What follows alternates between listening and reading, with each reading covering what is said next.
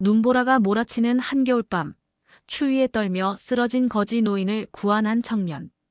가진 것 없던 청년은 망설임 없이 자신의 외투를 벗어주고 노인을 따뜻한 곳으로 데려갔다. 하지만 그는 몰랐다. 이 초라한 노인이 엄청난 비밀을 간직한 인물이라는 것을.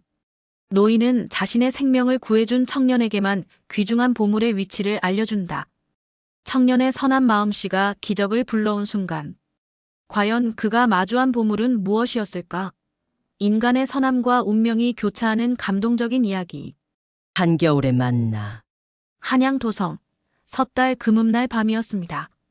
매서운 눈보라가 거리를 휘감고 있었습니다. 장터의 거리는 이미 텅 비어 있었고 우윳빛 눈발만이 휘몰아쳤습니다. 23세 청년 수동이는 장터에서 허드렛 일을 마치고 집으로 돌아가는 길이었습니다. 그날따라 유난히 바람이 거셌습니다. 이런 날씨에 밖에 있다간 얼어 죽을 지경이구나.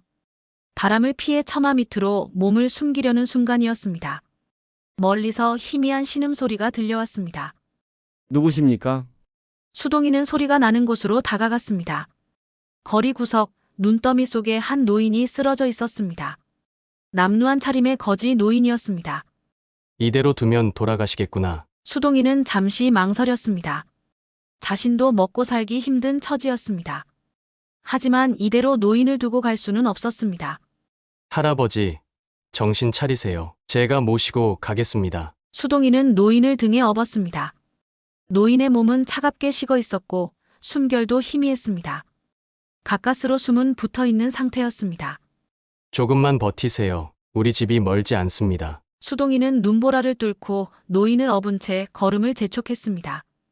그의 발자국이 하얀 눈 위에 깊게 새겨졌습니다. 청년의 선택. 수동이의 집은 도성 북쪽 가난한 동네의 허름한 초가였습니다. 방 안에는 겨우 잠을 잘 수 있는 공간이 전부였고 부엌에는 며칠째 연기가 피어오르지 않았습니다. 이런 곳에 모시기도 죄송하지만 수동이는 자신의 낡은 이불을 노인에게 덮어드렸습니다. 찬 기운에 잠긴 노인의 몸을 녹이기 위해 아껴두었던 마지막 땔감을 불지폈습니다. 이제 곧 설인데 아껴둔 쌀도 없고 수동이의 마음이 무거웠습니다.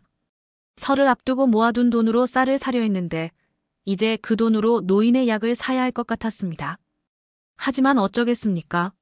사람 목숨이 먼저인데 수동이는 장독대 밑에 묻어둔 적은 돈을 꺼냈습니다. 한 푼이라도 아껴 쓰려 했던 돈이었지만 지금은 노인의 병을 고치는 것이 더 중요했습니다.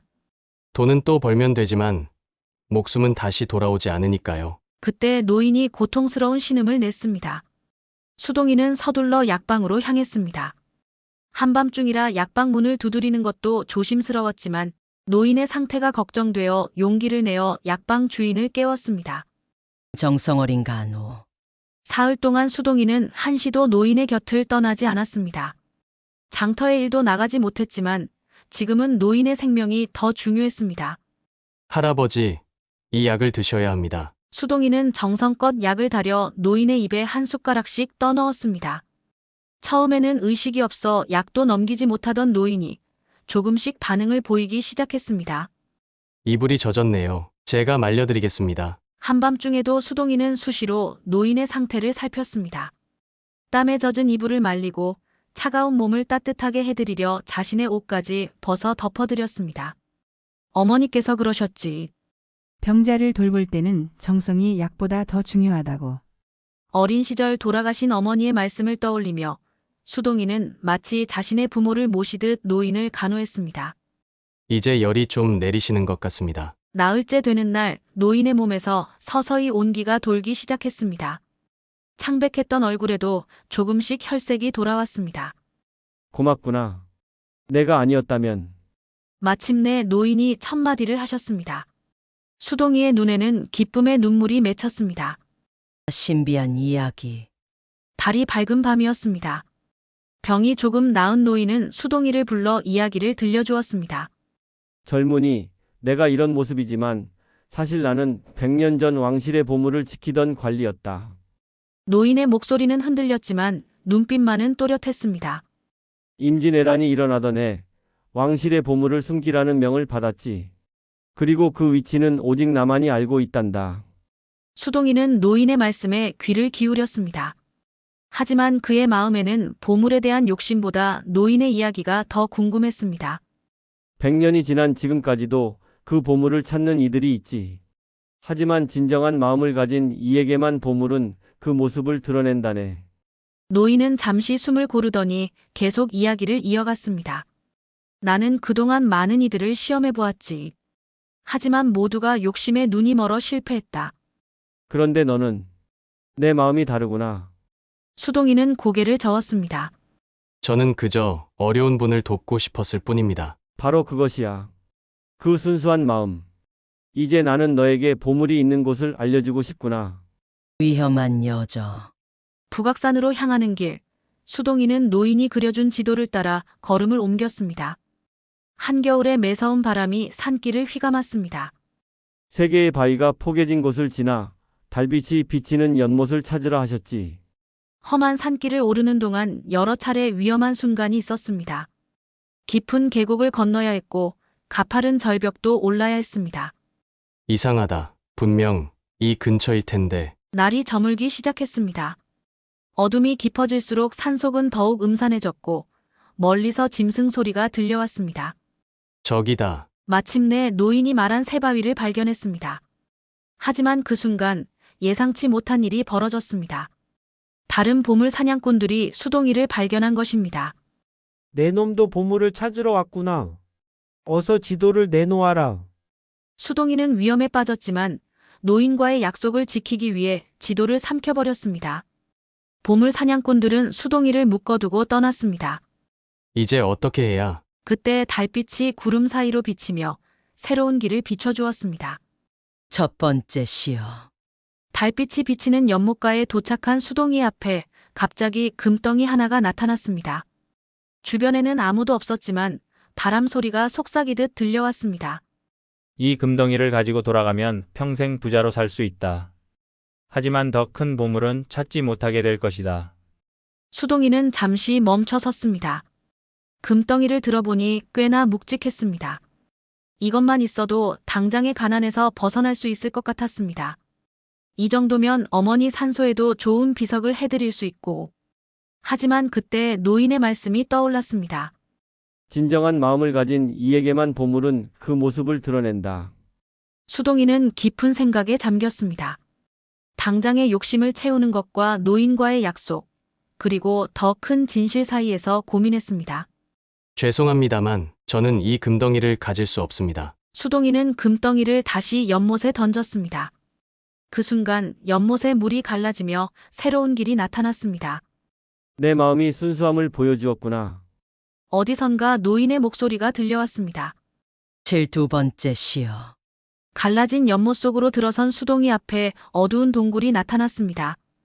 동굴 입구에는 으스스한 기운이 감돌았고 깊은 어둠 속에서 이상한 소리가 들려왔습니다. 들어오는 자 죽음을 각오하라. 음산한 목소리가 동굴 안에서 울려 퍼졌습니다. 수동이의 발걸음이 멈칫했습니다. 한 걸음 내디딜 때마다 누군가의 울음소리, 비명소리가 들려왔습니다. 이곳에 들어온 자 누구도 살아나가지 못했다. 어둠 속에서 무언가가 수동이의 발목을 스쳤습니다.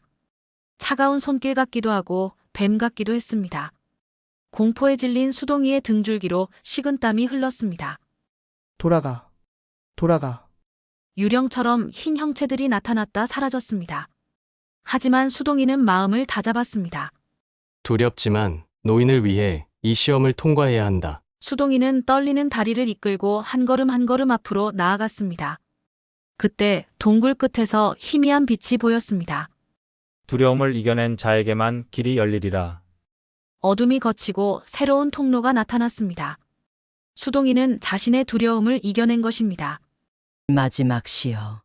새로운 통로 끝에 도착한 수동이 앞에 커다란 거울이 나타났습니다. 거울 속에는 자신의 모습이 비쳤지만 그것은 평소와는 다른 모습이었습니다. 내 마음속에 있는 진정한 소원을 말해보아라. 거울 속의 수동이가 입을 열었습니다. 수동이는 잠시 생각에 잠겼습니다. 부자가 되고 싶은가? 권력을 얻고 싶은가?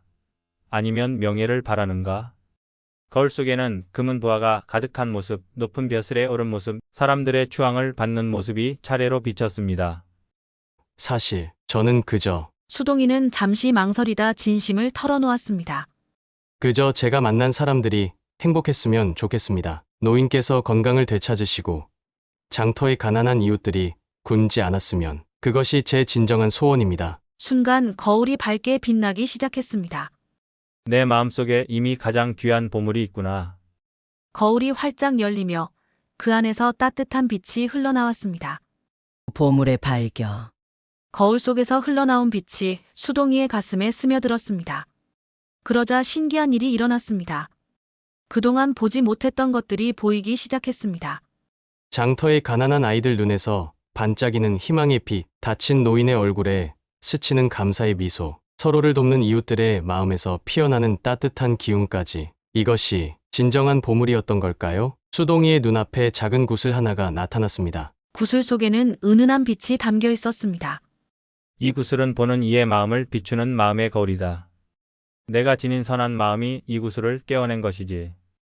어디선가 노인의 목소리가 들려왔습니다. 하지만 전 보물을 찾으러 왔는데 그렇다. 그리고 넌 이미 그것을 찾았다. 세상에서 가장 귀한 보물은 바로 남을 위하는 진심 어린 마음이니까. 수동이는 구슬을 바라보았습니다. 구슬 속에는 그가 노인을 돌보던 모습, 가난한 이웃과 밥을 나누던 순간들이 비쳤습니다. 이제 돌아가거라. 그리고 내가 찾은 이 보물을 세상과 나누어라. 노인의 정체.